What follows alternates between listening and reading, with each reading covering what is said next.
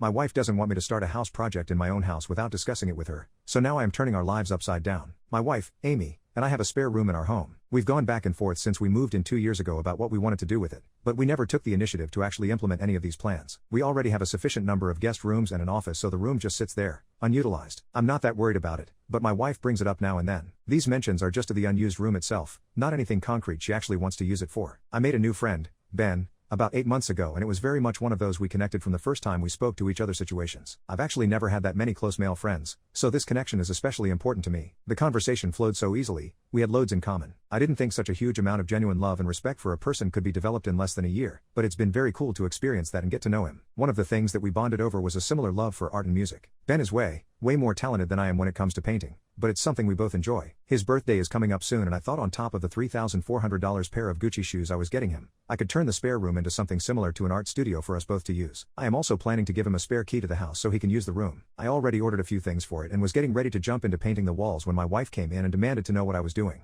I explained that I was finally fixing up the spare room. She said it was unacceptable I had done this without confirming with her that it was okay, but I didn't think I would need to since it's been 2 years and the room has basically never been touched. Update: Ben and I sat down and talked on Tuesday night about everything. It was overwhelming, to say the least. He was gentle and sweet, as always, and allowed me the time and space to say everything I needed to. That night was one of the most beautiful of my life. Acceptance, love, and trust are truly so powerful. Life-changing. Amy and I had a conversation about the spare room last night. I had been putting it off since my post a few days ago and was hoping to wait until the weekend to talk about it all, but she insisted. I did as a lot of comments suggested and used the renovation as a lead-in to talk about the other things going on. I told her that her reaction to it brought up a lot of confusing emotions for me that I've spent the last few days working through, and things continued from there. I had toyed with the idea of couples therapy and it was something she suggested, but I don't think it's a viable option. I love her, but I've come to realize that I was never in love with her like I once thought. After getting to really and truly experience that, it wouldn't be fair to either of us if we tried to force something that I'm not capable of giving to her. I'll be splitting my time, staying in one of our guest rooms, with Ben in his apartment for the time being while we separate and work things out moving forward. Obviously that means the room renovations have been paused until further notice. I'm really